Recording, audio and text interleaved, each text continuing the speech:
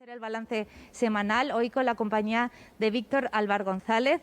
Él es socio fundador de Next Step Finance. ¿Qué tal, Víctor? Muy buenas tardes, bienvenido. ¿Qué tal? Muy buenas tardes. Vamos a las bolsas europeas, algunas en máximos anuales, otras en máximos históricos, como el DAX.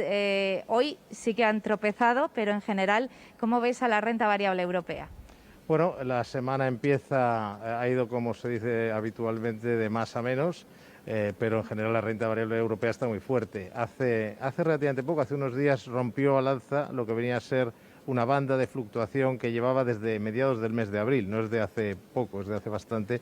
Y eso normalmente, aunque en el corto plazo haya realizaciones de beneficios, es una señal de fortaleza. Ha estado pensándose la bolsa europea durante aproximadamente un par de meses, mes y medio, pero ya decidió la semana pasada romper ese nivel y orientarse al alza. Ahora bien, no va a ser fácil porque a la par estamos viviendo ese momento difícil que tienen todos los mercados y es cuándo será el momento en el que la Fed cierre el grifo o empiece a cerrarlo, porque es un proceso, primero que empiece a cerrarlo y luego a cerrarlo de todo. Por lo tanto, son dos fuerzas que yo creo que se acabarán solucionando al alza, pero que no va a ser un movimiento fácil. Este tema ha vuelto a marcar la semana, ahora que hacemos balance semanal, la Reserva Federal, de nuevo a vueltas con la inflación. La pregunta del millón, Víctor, es si esa inflación va a ser puntual, como defiende la Reserva Federal, o puede durar más, como pueden pensar algunos. Que va a haber más inflación es evidente. No estamos como antes de la pandemia. El salir de una pandemia es como... Tenemos ejemplos históricos. Cuando se salió de las guerras mundiales, ¿qué hizo la gente? Salir como loca a vivir, y en una sociedad de consumo vivir es gastar, es consumir.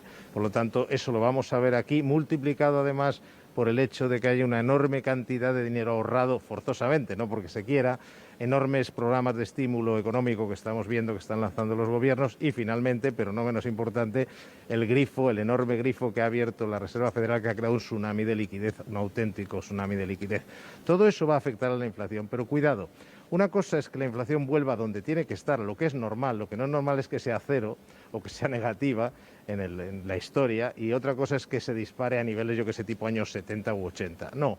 De momento lo que tenemos es un ajuste, hay un cuello de botella. Es como si tú tienes una tienda, la cierras un año y de repente abres. Pues vas con prudencia, es decir, no tienes una enorme cantidad de productos en el almacén. Y según vas viendo que la cosa se anima, pues vas comprando más productos. ¿Qué ha pasado? Que ha habido mucha demanda porque la gente, según va saliendo de los confinamientos y las empresas, la gente todo en general, se consume más, pero la oferta de productos, de servicios, no estaba tan preparada, empezando por los transportes y los fletes, las materias primas, etcétera.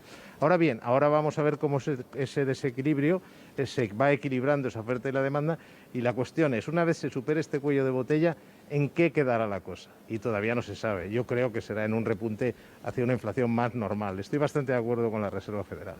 Los mercados insisten mucho, los inversores, en esto de la inflación. Para aquellos que nos están viendo desde sus casas, ¿por qué es tan importante? ¿En qué les influye ellos en sus vidas la inflación? Pues muchísimo. Ojalá no ocurra, pero si la inflación subiera mucho, habría que revisar, subirían los tipos de interés que establece el Banco Central Europeo, es decir, para que nos entienda todo el mundo, subiría el Euribor.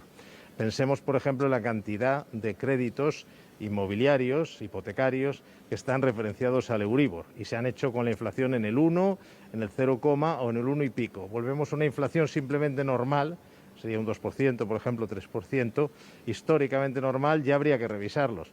Si Dios no lo quiera, esa inflación pasara de ser un repunte a dispararse, que no creo que ocurra, insisto, pero hay que tenerlo en cuenta, sobre todo desde el punto de vista inversor, pues eso afectaría negativamente, por ejemplo, esos créditos de tipo variable. Afectaría muchísimo negativamente a los fondos de renta fija, pero eso ya va a ocurrir porque el Banco Central Europeo dejará de comprar bonos. Por lo tanto, una llamada de atención a la gente que tiene fondos de renta fija de medio y largo plazo, que es muchísima gente en España, estamos hablando de cientos de miles de personas y planes de pensiones de este estilo, para que los revisen.